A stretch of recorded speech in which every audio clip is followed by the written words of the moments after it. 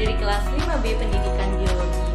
Di sini saya akan memaparkan hasil praktikum kinerja otot rangka.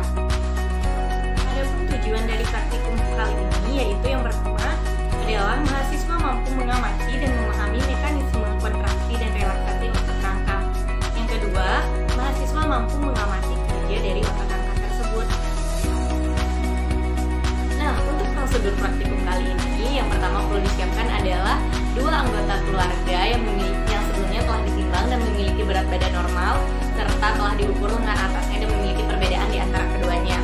Setelah itu, suruhlah mereka untuk mengangkat beban dengan alat yang telah tersedia. Di sini saya menggunakan barbel 5 kg. Setelah itu, suruh mereka mengangkat beban hingga merasa kelelahan, kemudian hitung berapa jumlah gerakan angkat beban yang mereka hasilkan. Setelah kemudian pada saat mereka mengangkat beban, jangan lupa untuk didokumentasikan. Dan langkah terakhir adalah kita mengolah data menggunakan Excel.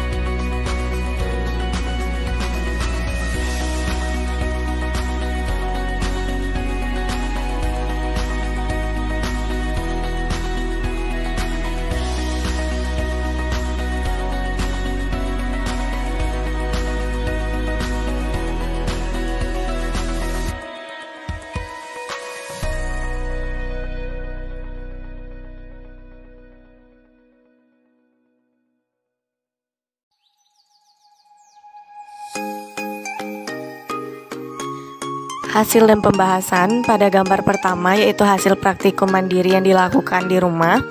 Di sini saya menggunakan dua sampel, di mana sampel pertama memiliki diameter lengan 27 cm dengan panjang lengan 45 cm dan total gerakan 50 kali.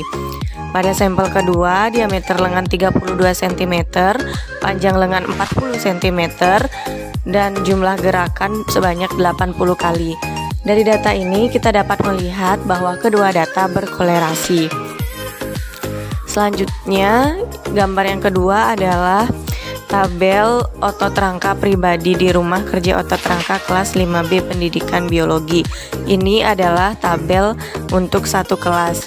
Dapat dilihat pada tabel satu kelas menunjukkan bahwa terjadinya korelasi terhadap masing-masing sampel yang dikerjakan masing-masing anak.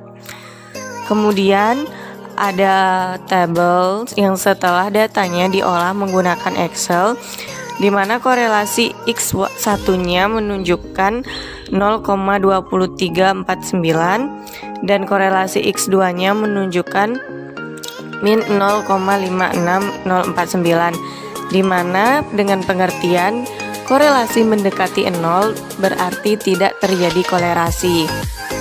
Hal ini menunjukkan bahwa data yang kita punya itu tidak berkolerasi. Mengapa demikian? Karena banyak hal yang menyebabkan data tersebut tidak berkolerasi. Yang pertama, bedanya alat ukur yang digunakan pada masing-masing anak, seperti ada yang menggunakan barbel dalam pengukuran beratnya, ada yang menggunakan botol aqua yang diisi pemberat. Mekanisme praktikum yang dilakukan adalah tahap awal mengukur panjang dan diameter lengan, kemudian melakukan gerakan angkat beban hingga kelelahan. Dari praktikum ini kita dapat mengetahui otot memiliki dua sifat yang berbeda, yaitu otot yang bekerja secara antagonis merupakan dua otot atau lebih yang memiliki tujuan bekerja berlawanan. Jika otot pertama berkontraksi dan otot kedua berelaksasi, akan menyebabkan tulang tertarik atau terangkat, dan sebaliknya. Jika otot pertama berelaksasi dan otot kedua berkontraksi, akan menyebabkan tulang kembali ke posisi semula. Otot bisep dan otot trisep merupakan otot yang bekerja secara antagonis. Hal ini biasanya dilakukan oleh otot untuk mengangkat sebuah beban sehingga otot akan berkontraksi dan kembali berelaksasi.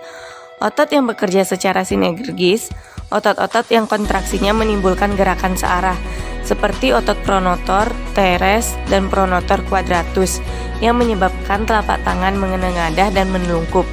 Otot sinergis dipengaruhi oleh dua otot yang bekerja sama dengan tujuan yang sama. Jadi, otot-otot tersebut akan berkontraksi dan merelaksasi bersama-sama. Jadi, kesimpulan pada praktikum kita kali ini yang pertama adalah kekuatan kerja otot rangka dipengaruhi oleh faktor panjang lengan dan diameter lengan. Yang kedua, otot bekerja secara antagonis dan sinergis untuk menggerakkan anggota tubuh lainnya terutama ketika melakukan aktivitas. Yang ketiga, otot memiliki batas kontraksi maksimal ketika otot sudah mencapai batas kontraksi.